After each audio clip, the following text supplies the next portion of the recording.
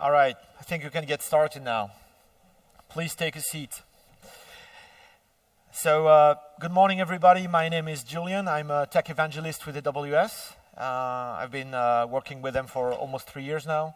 And these days, I focus on AI and machine learning. And it's really nice to be back in Krakow. I was here for Code Europe in December. It was cold and dark, very cold and very dark. It's very nice to enjoy the city with sunlight and getting a chance to visit. It's really beautiful. So, good to be back. So my topic today is deep learning for developers. And, well, the title is really important because it means if you can read and write, let's say, 50 lines of Python, you can do this, okay? So we're going to start with an introduction to the underlying concept, some of the theory that actually holds deep learning together, but I'm going to try to make it as pragmatic and concrete as possible with minimal theory. And then we'll look at some code, run some examples, and try to put everything together, okay? So you've heard of deep learning as a subset of machine learning that uses a technology called neural networks, right? So the first thing we should look at, and I realize this is really hard to start with this slide, but hey, we got to understand what this thing is all about, right? So stay with me here. We got to understand what a neuron is. And what we're trying to do really is trying to build some kind of approximation of a biological neuron. So what we know about biological neurons is they have inputs, they have connections, and if those inputs are stimulated enough, then the neuron will actually fire. It will emit an electrical current. If it's not stimulated enough, it won't fire. Okay? So we're trying to build something that looks a bit like that. So obviously, for a deep learning neuron, we will have inputs, okay? And these will be floating point values. We'll see where those come from. And to each of these inputs is associated a weight, which is another floating point value. And this weight, in a way, makes this input more or less important than others, okay? And the first thing that we do when we actually run something on that neuron is to compute this multiply and accumulate operation. So we take each input, we multiply it by the corresponding weight, and we add everything together, okay? It's called multiply and accumulate. So there you go, right? Deep learning is really about adding and multiplying stuff and doing this at very large scale. So if you can add and multiply, you already know 50% of what deep learning really is, okay?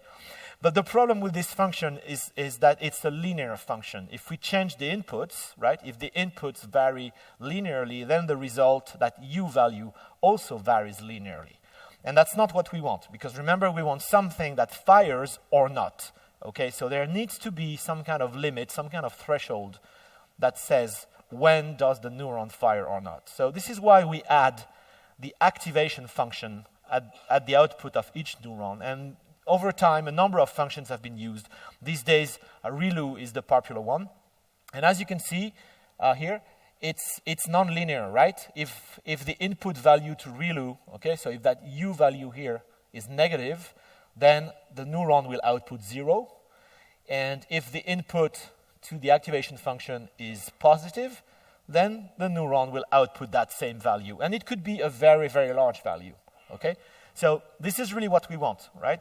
Nothing happens until a certain point, and then we output a value, and this could be a really large value, okay? So if the neuron is stimulated enough, it can actually output very large values. And this is what we want, and this is how we introduce that nonlinear behavior in the neuron, okay?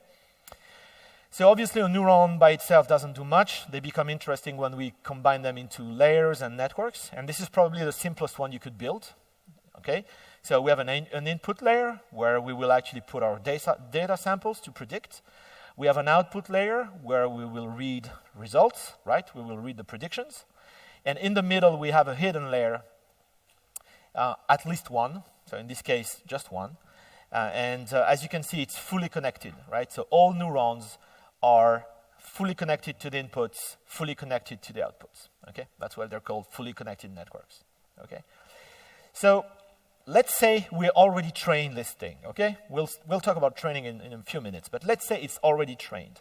How would we use it, okay? So of course we need data samples. And for this discussion, let's say we're trying to classify pictures, okay? So we have a number of pictures, let's say animals, right? Dogs, cats, elephants, tigers, anything that you want. And we know what they are, okay? So we're going to take each image, we're going to flatten it into a vector, and we're going to store the pixel values in a matrix like that, okay? So this is the first picture, this is the second picture, and so on and so on, okay? So each picture has been transformed into a vector of pixel values, okay? And we know what those pictures are, okay? So we know, for example, that the first picture here is a category 2, and maybe category 2 are dogs, right? And we know the second picture is category 0, maybe that's cats, and so on and so on, okay? And let's say we have 10 categories in total. So that's the data set, okay? A number of pictures that we flatten into vectors and that we label with category numbers from 0 to 9, let's say, okay? Actually, we don't like using this. If you already work with machine learning, you know we don't like categorical values to be handled like this. We use another technique called one-hot encoding, okay? And that's a complicated word for a simple thing. One-hot encoding means instead of using category numbers, you're going to build a vector of bits, okay? And again, let's say we have 10 categories here. So we will have 10 bits, and we'll flip to 1 the bit that corresponds to the right category, okay? So if this one is category 2, then bit 0, 1, 2 is flipped, okay? This one is category 0, so we flip bit 0, and so on, okay?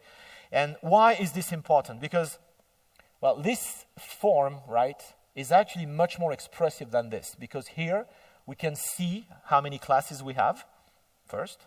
And second, we could look at those numbers as probabilities for each of the classes, okay?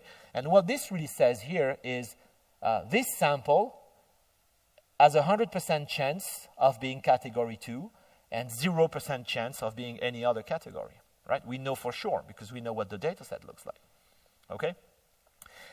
Same thing here. We know that this last sample here is category 4, so it has a 100% chance of being category 4 and 0% chance of being anything else.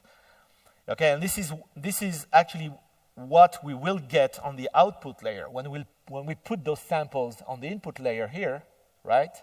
And we run those multiply and accumulates and those activation functions, etc. What we will read here in those neurons are the probabilities for the samples. Okay, so hopefully if we train our network right, okay, we would get to something like this. We take a data sample, and as you guessed, we need as many neurons in the input layer as we have features. Okay, so if we have 1,000 pixels here, we'll need 1,000 neurons here. Okay, then we run what is called forward propagation, so running that sample through the model, multiply, accumulate, activate, etc. And you read some results on the output layer. And again, if you have 10 classes, you will need 10 neurons on the output layer. Okay, and you will read the probabilities for each class. So in a perfect world, this is what we would see, right? We would really see zeros everywhere except a 1 in the neuron that corresponds to the right class, to the right category. But nothing is perfect, and it's not going to happen like that. Anyway, what we care about is accuracy, so being able to successfully predict the maximum number of samples. Okay, this is what we're going to measure and track. Okay, so this is where we want to get. But of course, initially, the network is not trained.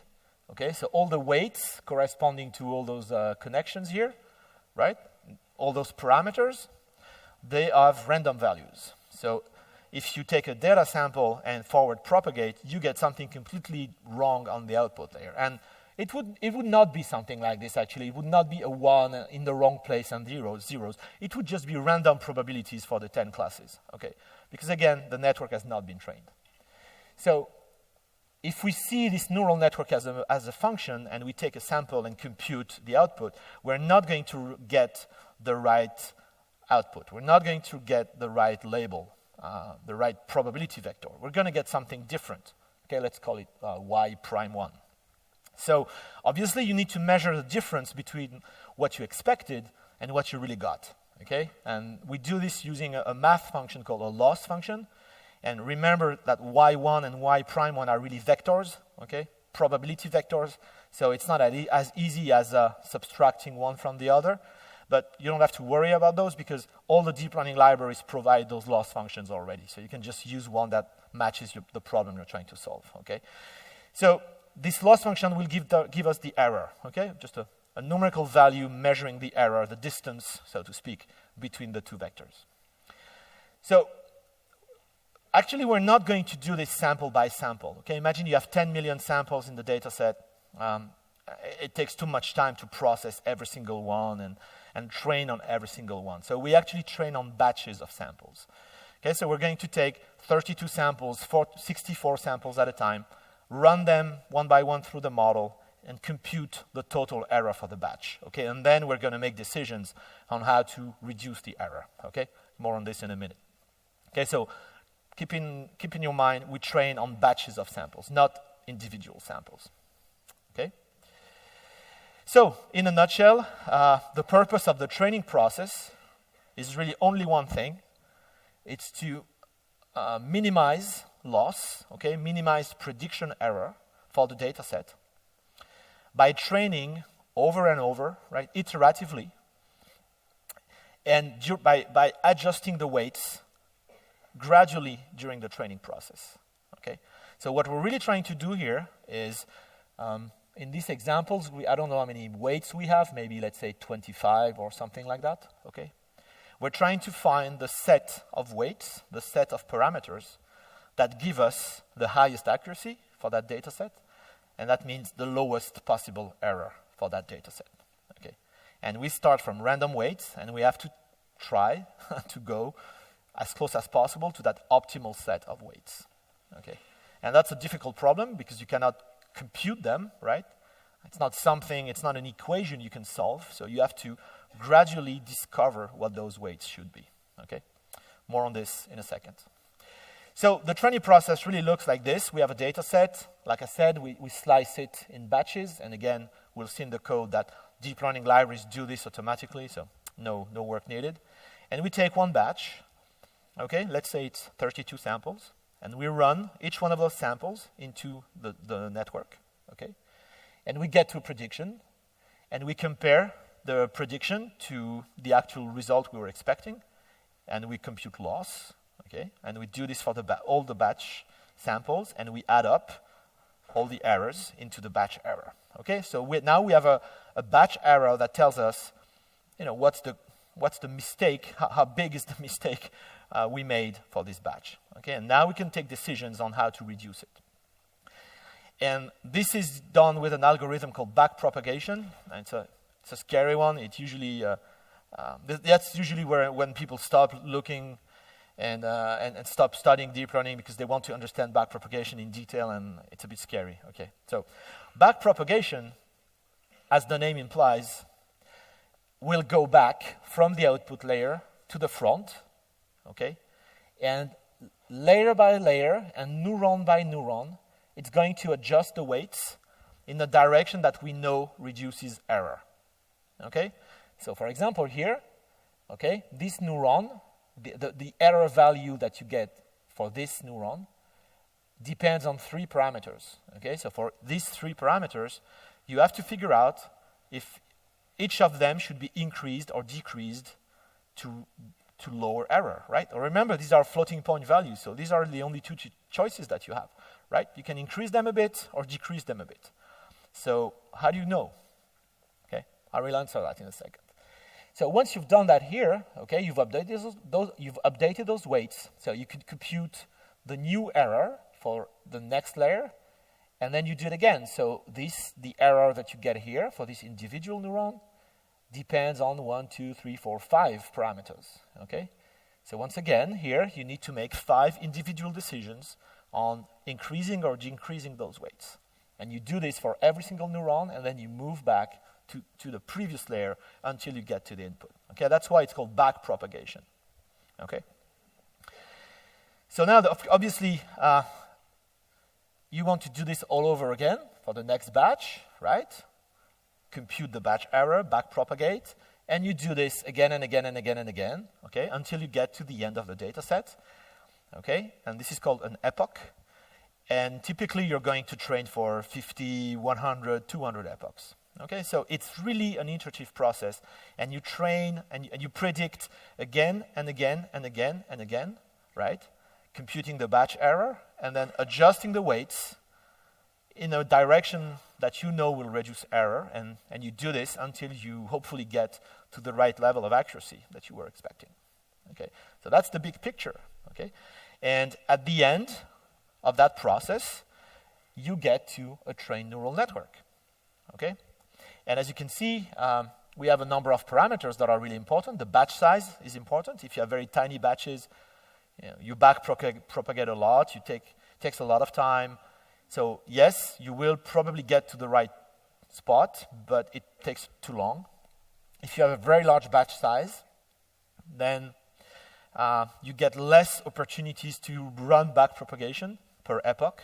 So maybe that's a problem too. The learning rate will actually decide on the size of the updates that you make to the weights. Okay, we'll talk about that in a minute. So it's important as well. Small learning rate, small updates to the weight. Large learning rate, large update to the weights. Okay, and again, too small will be a problem. Too large will be a problem. And the number of epochs is how many times you go through the data set. These are called hyperparameters, and if you don't get them right, you will have lots of problems training. Okay, so that's the big picture. Okay, it's not really complicated. The only weird thing is, I get the batch size, the batch thing, and I get the backpropagation. But then you said we need to adjust the weights, each weight actually, in the direction that we know reduces error. How do we know? Right? How do we know if a given weight should be increased or decreased? Okay, let's look at a real example.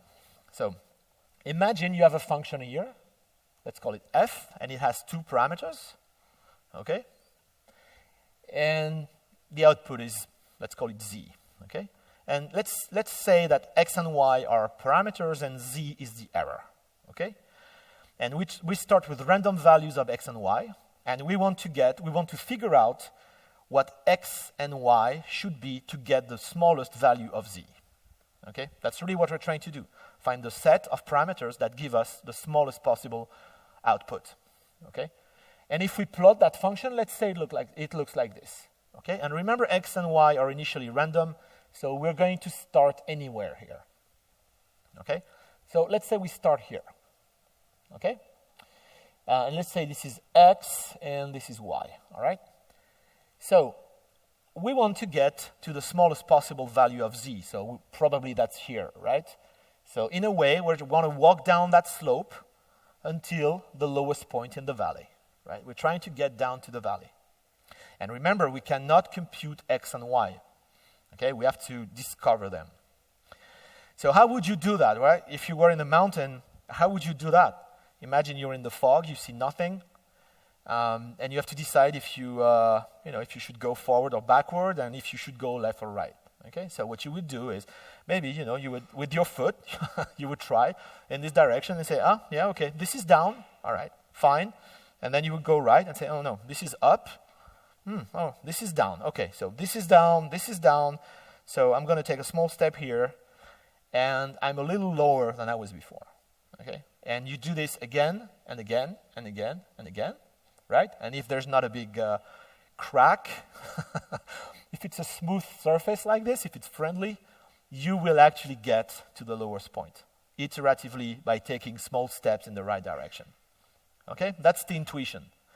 Now, obviously, deep learning doesn't have intuition, it's math. So how do you know for sure that you need to maybe increase x a bit, okay? Or actually here it would be, if the origin is here, okay, x and y, actually we have to decrease x and y a little bit to go down, right, initially. So how would we know? Well, remember high school? That's the part you're going to hate, by the way. So get ready to hate it. Remember high school, right?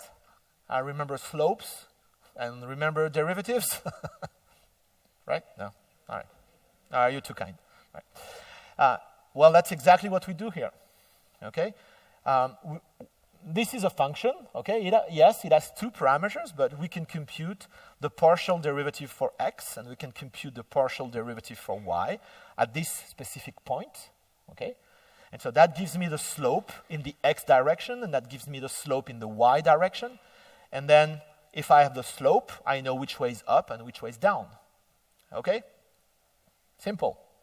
So once I know that, well, I should decrease x a bit to go down in the x direction, and I should decrease y a bit in the y direction, then fine, I'm just going to do that. I'm just going to modify x and y just a bit in the right direction, and I get, let's say, here, okay? And I do it again, and again, and again, and again, okay? And this algorithm is called stochastic gradient descent, or SGD. It's the granddaddy of optimizing functions. It dates back to 1951, okay, so it's nothing new. It has actually nothing to do with machine learning. It's a math optimization function. And that's the one that is still heavily used in deep learning, okay? So coming back to my example here, this is what actually will happen during the training process when you run back propagation, okay? The library that you're using will compute the derivative for each of those three weights, okay, with respect to the error, and then decide if they should be increased or decreased. Do that, and then move on to the previous layer and do it again and again and again, okay? And this is how you know in which direction all those weights should be updated. And since we're taking small steps, we need to do it again and again and again, right? And this is why we do batch training, and this is why we need many epochs, because we take very tiny steps. But if we take tiny steps always in the right direction, right, eventually we get to the right place, okay? That's all there is to it, right? High school math, nothing to worry about. So obviously the surface is not going to look like this, right? It would be too easy. It could look like this, right? Or you could be seeing things like this, where, yes, you see them to have a nice global or, a lower minimum here, and you have, not as good ones here. So maybe you could start, on the mountain here and walk down, and maybe you could fall in this hole here or this one, right? And let's say this one gives you a higher error than this one does. So it's probably more desirable to be here than to be here, right? And they're called local minima. And another problem could be saddle points. And this one is actually even worse. So it's like a horse saddle. And in this direction, right, we can see, yes, this point here, the green point here, is actually the minimum, so fine. But in the other direction, right, like this point here is actually a maximum, right? And if you remember high school again, you know that the derivative is equal to 0 when a point is a minimum or a maximum, okay? So if we actually started here and went down exactly to that green point, we'd be in trouble because derivatives would be 0. We could not update the weights, okay? So saddle points are actually a problem too. So it's a long-lasting debate in the deep learning community on whether these things really exist, whether they really are a problem, do we really meet them in our daily experiments, etc. And this reference article from 2015 says pretty much yes, okay, these things exist, okay? And keep in mind here we have only 2 parameters, 2 dimensions, but state-of-the-art models, they can have millions, tens of millions of parameters, okay? So you have to try to visualize this in 10 million dimensions, okay? If you can actually do that, welcome to Earth, right? Please solve all our problems, okay? So chances are you cannot, okay? And I can't either. So that's why intuition is really important. So yes, it's quite likely that we have weird things like local minima and saddle points, but what Ian Goodfellow says is, yes, they're here, but they don't really impede the training process, right? By some magic we don't quite understand, we actually manage to go around them or escape them. So, don't lose too much sleep about those anyway, right? That's the number one question I get. Yeah, but deep learning is just, it's all crap because of local minima. It's like, yeah, okay. In theory, yes, there is a problem. in practice, it doesn't really bother us, okay? If you want to read that one, you'll get more information, okay? So that's for the training process, right? So we do that again and again and again. And how do we know that we're actually making progress? Well, we keep part of the data set. We call this the validation data set, okay? And it's very typical to do this in machine learning. You split your data set between training, validation. And periodically, so at the end of each epoch, we run the validation data set through the model in training, right? This should really say in training neural network, not trained, because it's not finished. We're still training, okay? And we measure the prediction accuracy for this data set. And this gives us a sense of how well or how bad the network does on samples that it hasn't seen so far, okay? Because remember, these samples are different from the training set, okay? So we're going to do that. We're going to see this at the end of each epoch, and hopefully it goes up, showing that not only is the network learning, it's also learning to predict samples it has never seen. And at the very end, once we're done, right, once we're completely done with training, we're done tweaking, and we want to compare this model to the previous models that we trained last month, last year, etc. We want some kind of benchmark. We're going to use a test data set, okay, so a third data set, that gives us just, again, a benchmark accuracy for that model. Okay, so it's a very typical way of doing things. 3 data sets. Okay. So if we plot all those things, it should look like this. So we should see training accuracy going up really quick, and then plateauing, if that's a word.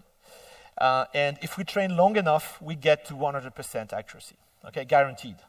If the network is deep enough, large enough, if you train long enough, if you have enough data, you always get to 100%. Okay. So the loss function, the error, right, the prediction error, obviously goes down almost to 0. If you plot the validation accuracy, it's possible you see something like this, okay? So again, it goes up. It tends to follow the training accuracy and plateaus, and you might get, you know, a high value here, like a small bump here, and then plateaus again, and then it drops, and it never recovers, okay? It's quite possible this is really more, you know, more jittery than this. It could be like this, right? Very, very jittery. But then at some point it drops and never recovers. And that's extremely bad, okay? This is called overfitting. It's the #1 problem in machine learning. And what overfitting really says is you train so hard on the training set that it's the only thing you can predict. Okay, so the model is specialized in predicting the training data set. It cannot do anything else, okay? So that's really bad because obviously in real life, you don't want to predict the training set, you want to predict real life samples, right? And these will come from, you know, the validation accuracy anyway. So this means that when you're training, you should really plot this. You should keep an eye on the training accuracy, of course, but you should also keep an eye on validation accuracy. And you should plot this thing at the end of training and decide which one is the best epoch, right? Which version of the network should you actually use for prediction, okay? And you cannot know in advance. So in order to do this, what you really do is save, at the end of each epoch, you save the weights, right? You save the version of the model at the end of this epoch. And then you plot, and you say, oh, okay, I trained for maybe 200 epochs, but the best one is actually 129, and that's the one I'm using. Okay, so you have to save the weights, all the weights at the end of each epoch to know which one you're going to use in the end. Okay? So to sum things up, deep learning is really about finding a minimum, right? You don't care about finding the minimum. You'll never know if you found it. It's a NP hard problem. So there you go. So all you need to find is a minimum that's good enough, right, to give you the accuracy that you need for your business problem. Okay, if your business problem requires 95% accuracy, then fine, right? Do that. No point in chasing 97% for weeks and weeks and weeks. Maybe you'll never get there. So you need to decide what accuracy you need to solve your business problem. And once you get there, good, okay? And of course, you need to find it fast, because if you were able to find it fast, if you can actually learn quicker, then you train for shorter periods of time, you can iterate more, you can save money on training, etc., etc. And if you can find it reliably, if it's not just a lucky accident, if you can find it again and again and again, it's very good, because again, you will train many models. You will try many combinations. You will try different data sets. You will try different hyperparameters. You will retrain periodically, etc. So you need to be able to hit this accuracy level again and again and again. If you just hit it once and then have trouble hitting it again, then it's not a viable solution. So let's look at a first example.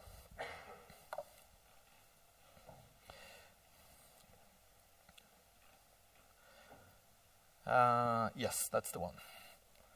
Okay, I guess that's large enough. So I'm going to use a deep learning library called Apache MXNet, which is the favorite library at AWS. And we're going to try to classify a data set called MNIST, which I'm sure you've seen before. It's a nice toy data set. It's not good for anything except experimenting. Okay, so this is MNIST, right, over there. So 70,000 digits, handwritten digits, so 0 to 9. And obviously the game is to learn to classify those images in the right category. Okay, and they're black and white images, 28 by 28 pixels. So the first thing I'm going to do is download the data set that is already split in training and validation. I'm going to import MXNet. I want to train for 50 epochs. I'm going to use an iterator to load the data set from the files.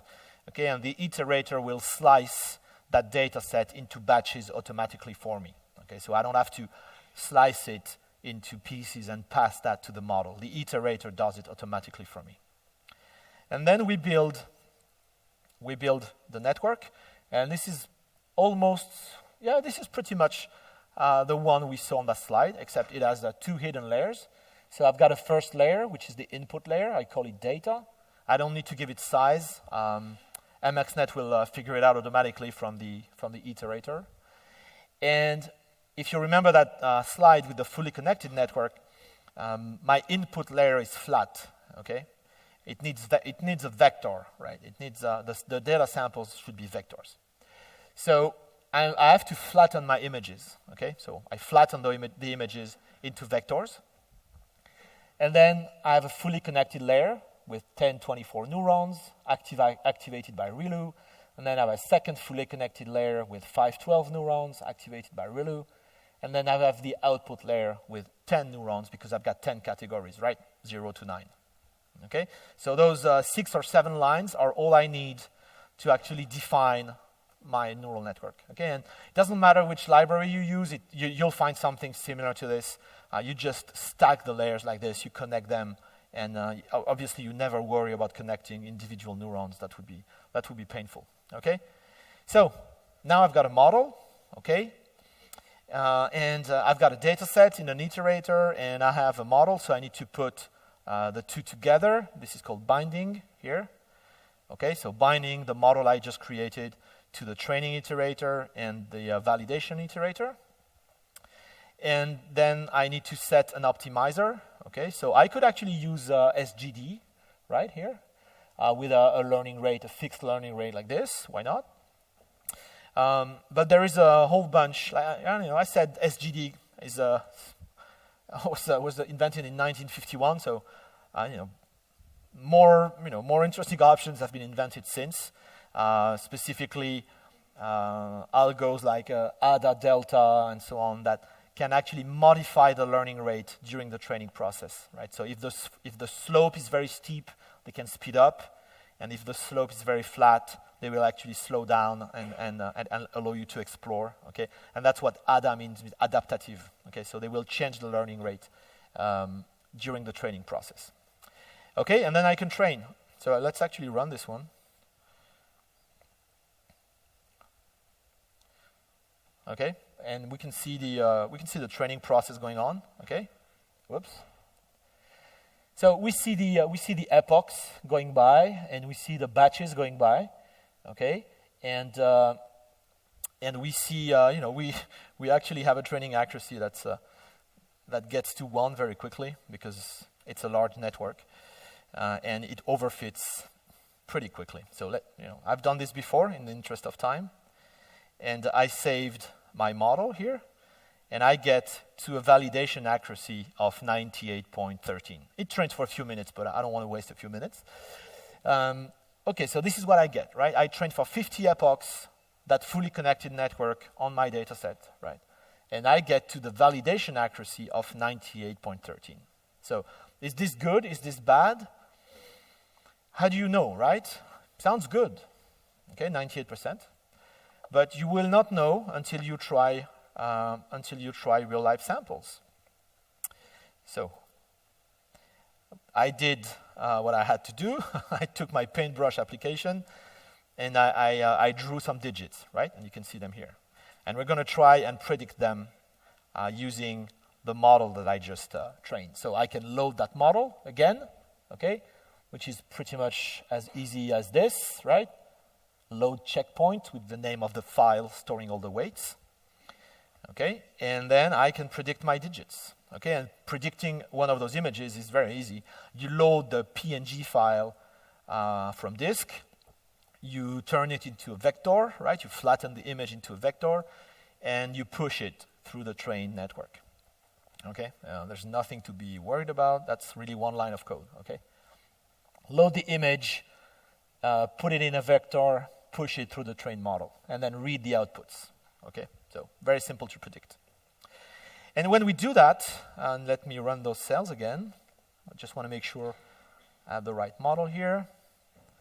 Whoops. There we go. Run all the cells. Okay. And so for each of these pictures, we see a vector of 10 probabilities, right? This is exactly what we read on the output layer for the neural network. Okay.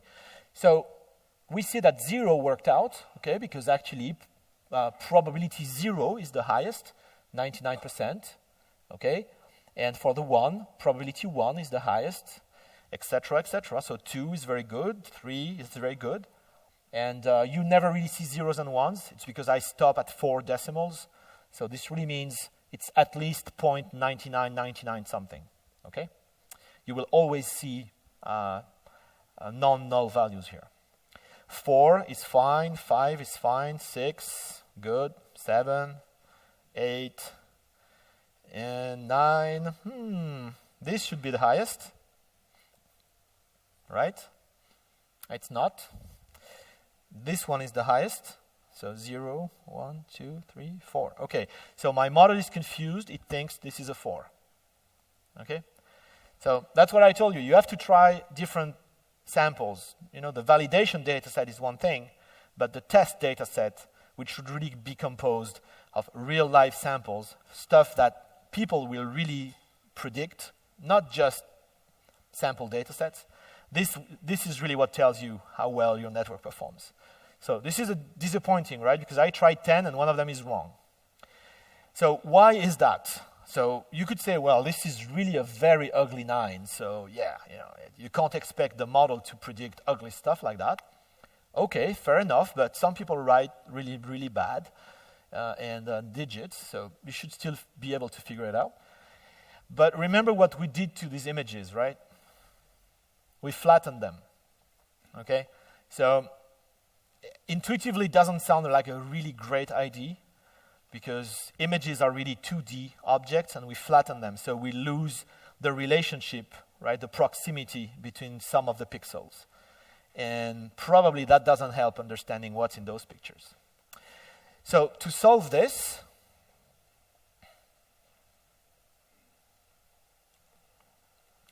a different type of network was invented 20 years ago already, and they're called convolutional neural networks. And these networks are the kings of image processing, image classification, okay? And the basic idea here is will work with the 2D image, or maybe 3D if it's a color image, right? It's going to be 3D because it's red, green, blue, okay? But anyway, we don't flatten anything. We stick to multi-dimensional objects, and we use two operations. We use convolution, and we use pooling, also called subsampling, okay? So convolution is actually extracting features, okay? Here's an example. If you take this filter, 3 by 3, and you slide it across the image, right? So 9 pixels by 9 pixels, going all the way, applying the convolution operation, which is pretty much taking the underlying pixel here, multiplying it by the corresponding value in the kernel, okay? And you do this 9 times for the 9 pixels here, and you add everything together, and that becomes the new top left pixel. And then you slide, and you do it again and again and again, okay? If you use this filter, these specific values, you go from this image to this image, okay? So this is really an edge detector filter. And this, what did we achieve here? Well, we detected the edges in the original picture. And we threw away pretty much everything else. Everything else is black, right? We only kept the edges. So we extracted the edge feature in this image. Okay? And this is what convolution is about. So by running many different filters, okay, it could be 20, 30, 50 filters, you extract different features from the image. So it could be edges, it could be contrast, it could be vertical lines, horizontal lines, whatever, and you get a combination, a new set of convoluted images, which you then shrink with pooling. I'll show you how in a second. And then you do that again, okay? And you get to a collection of very tiny images that look nothing like the original image, but they kept the good stuff. They kept the features and the important information. And then you can flatten this and use a fully connected network, okay? That's the intuition behind convolution networks.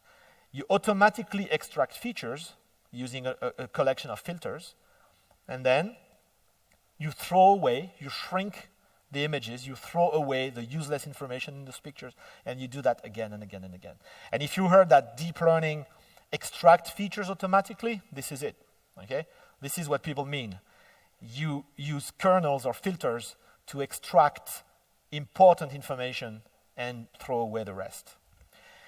And obviously, we have no idea what those values should be, right? Here it's just it's an example, but initially, the values for all the features generating those pictures are random.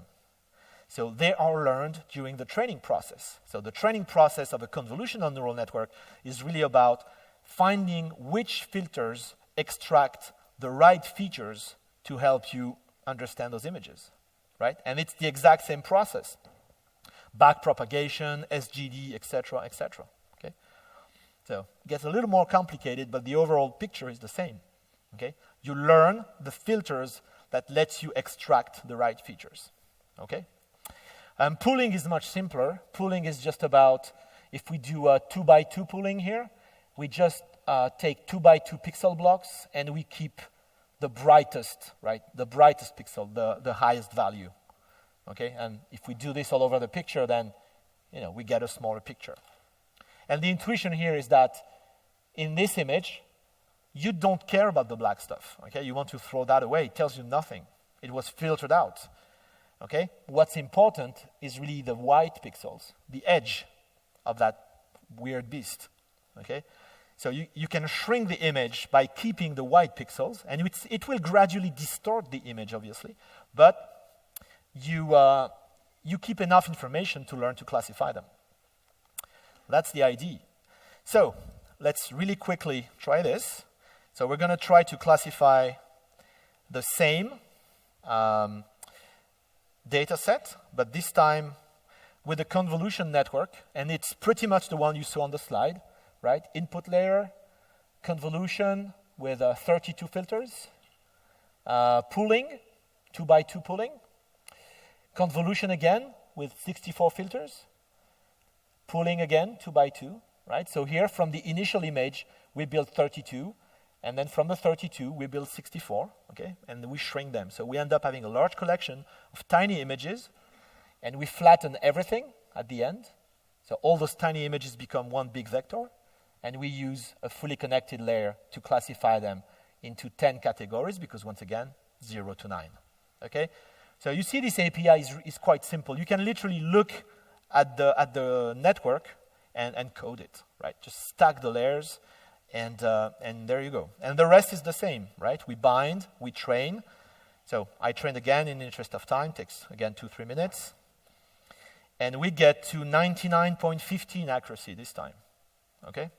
So it's a bit higher than the previous one, but now we're suspicious, so we're gonna try that new model, the one that we saved, and we're going to predict again. So 0, 1, 2, 3, they all look very good. 6, 7, 8. What about 9? So, is this the highest now? Yes, it's the highest. It's still not great, right? Which is a tribute to my ugly 9 here. It's still not great, but it's the highest. Okay, so if I had to decide which thing is this, then I would say, okay, it's a 9. Not super sure about it, but okay. If I have to make a guess, I'll tell you it's a 9. Okay, and obviously, you could keep tweaking this to get better results. You could have more filters, more layers, etc., etc. But again, the intuition is really important. Okay, that's why CNNs work really well on images. It's because they keep the 2D or the 3D image, and they don't flatten stuff. Okay, they just extract features from the actual image. So it makes sense that they would be able to classify them better. So you can do all kinds of crazy stuff with this.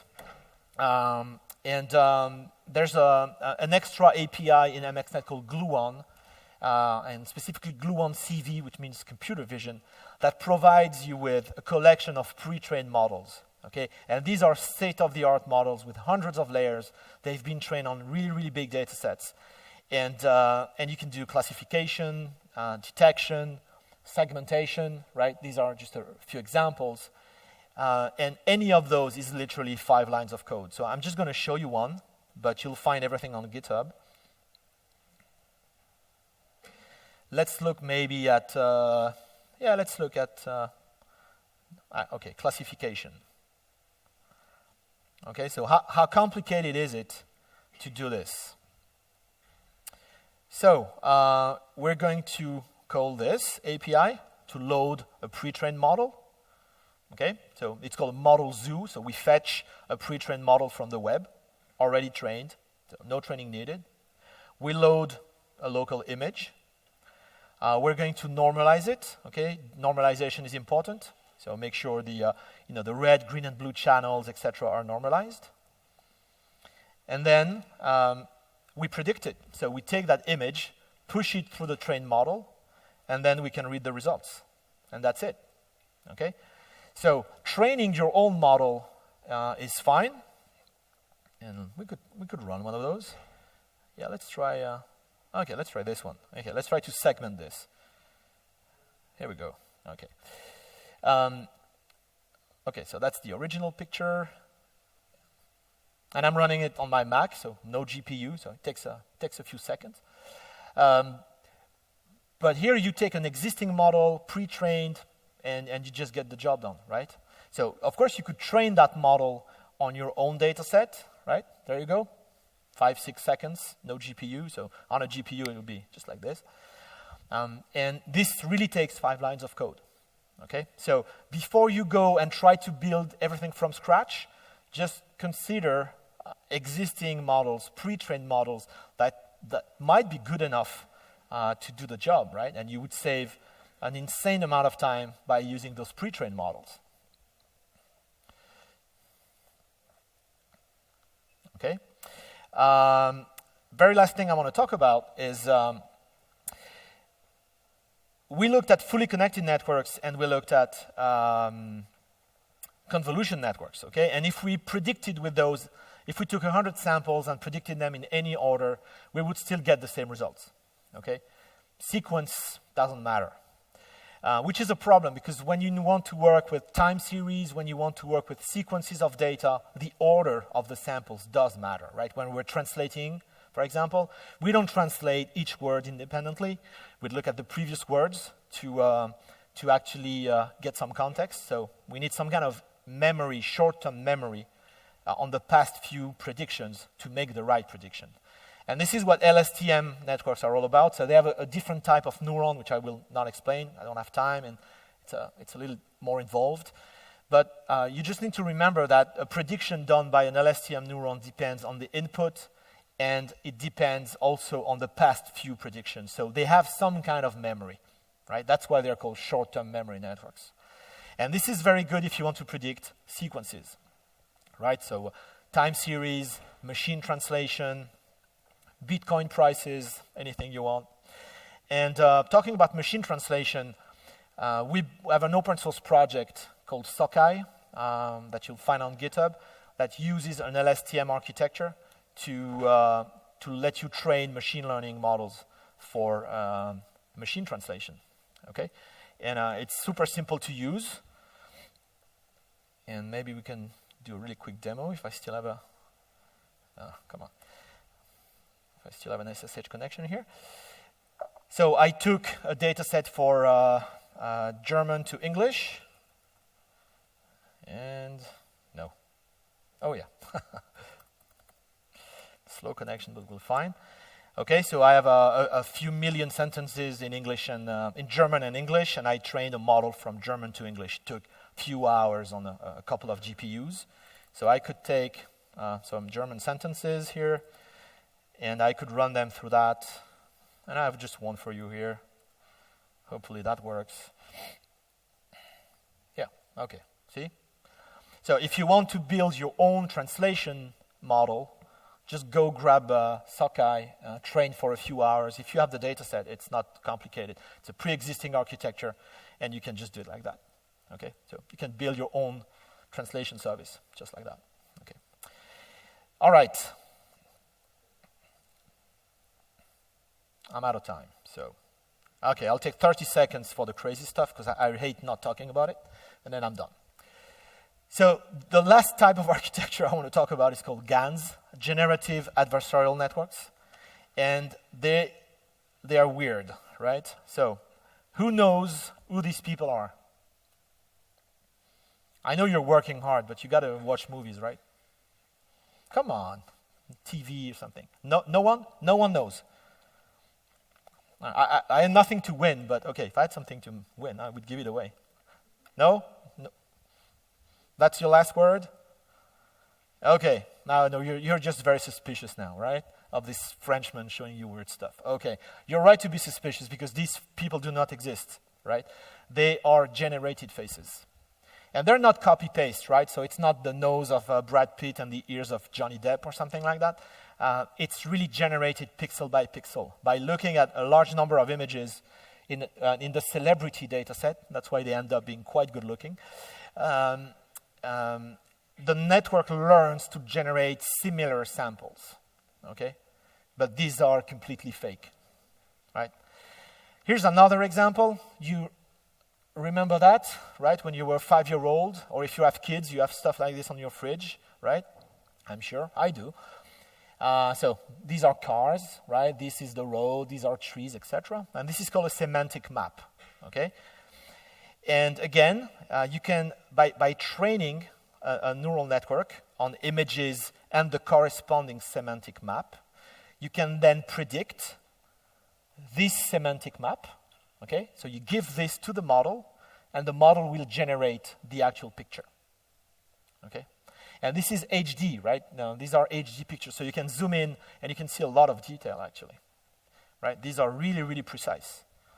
Okay, so this GAN area of research is moving all the time. It's really crazy, and if you're interested, I would suggest you read about that. You'll see some even crazier applications of GANs, right? Generating a new reality.